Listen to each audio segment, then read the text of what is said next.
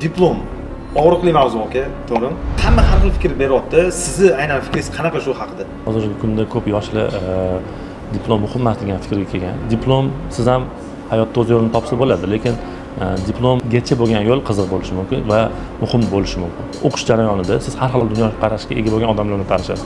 Aynan meni holatimda shunaqa bo'lgan. Chunki men ziyolilar oilasida katta bo'lganman. Ota-onam meni o'qishimni xohlashgan. Men o'zim ham o'qishga harakat qilib kirganman, o'zimning kuchim bilan kirganman. Lekin mas'uliyatni men kollej paytida his qilmaganman bu narsani. Ya'ni kollej paytida o'yinqayroq bo'lganmiz, sho'xroq bo'lganmiz, o'qishga uncha qiziqishimiz bo'lmagan, lekin institutga kirgandan keyin ota-onamizning mehnatini qadrlashni boshladik.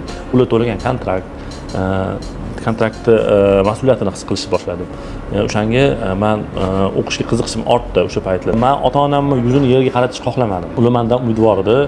Ya'ni men o'zimni kelajagimni qurishim kerak edi. Kursdoshlarim meni dunyoqarashimni o'zgartirishga yordam berdi. Bitta gapda diplom muhim emas, lekin uni yo'lida orttirilgan hayotiy va amaliy tajriba muhim deb hisoblayman. Biz ham ilm olishga buyurilganmiz.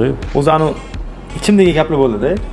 Butun boshli sistemani emas, shu universitetga bo'lgan bir munosabatni, diplomga bo'lgan munosabatni o'zgartirish kerak degan xulosaga keldim.